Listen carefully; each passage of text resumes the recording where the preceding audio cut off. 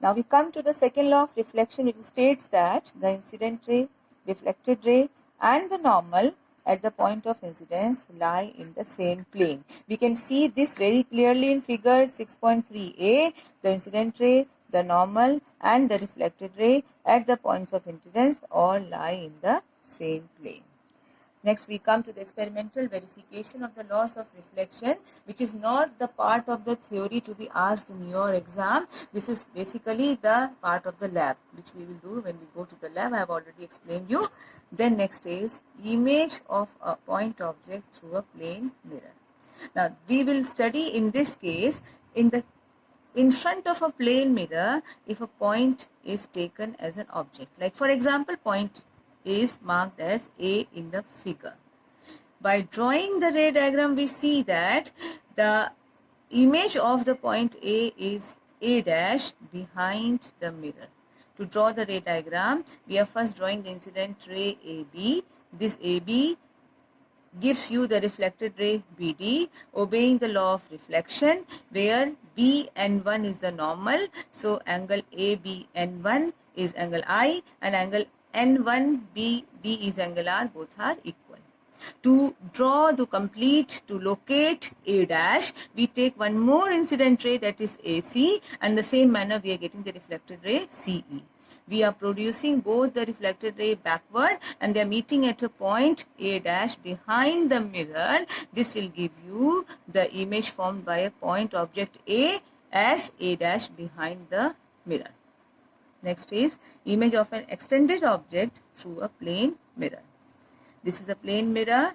The extended object is taken as AB. AB is the extended object. You can see an arrowhead is drawn there. And doing the same procedure for the ray diagram, this time we are taking the two sets of ray from the point A and two sets of ray from the point B. We have studied in the previous case image formed by the point object A.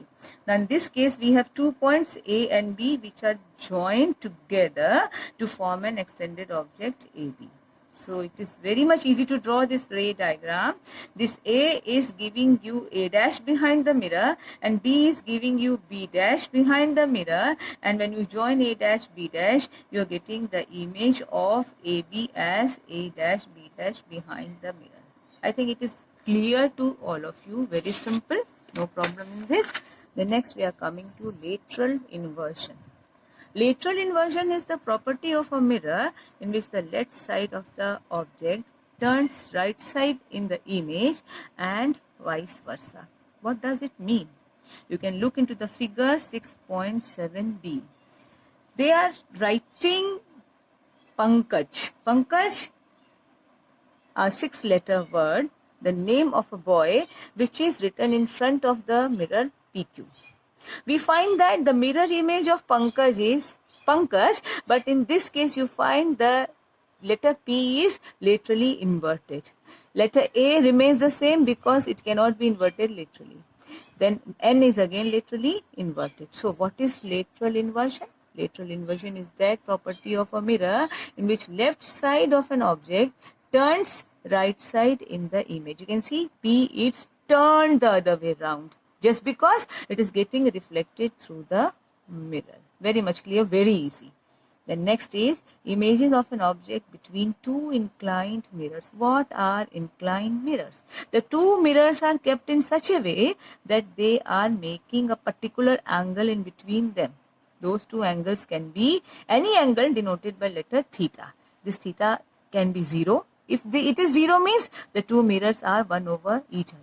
If it is making certain angle means that is they are inclined to each other. So this particular figure 6.8 shows that the mirror PQ and the mirror QR, it is inclined in such a manner that it is making an angle of theta. There is a formula which will help us out to study or to find out the number of images formed by the two mirrors kept inclined to each other. That formula says N equals to 360 by theta minus 1. This N is the number of images. Theta is the angle of inclination between the two mirrors.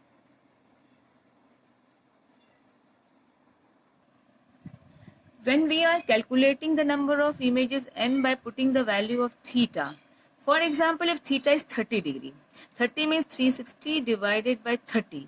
You find that you are getting 12. 12 minus 1 is 11. So what does it show? It is observed that the number of images is always odd. In this case, when I am taking theta 30, I am getting 12. 12 is an even number, so the formula is 360 by theta minus 1. So it becomes 12 minus 1, 11 images. So it is very much clear that if theta is 75 degree,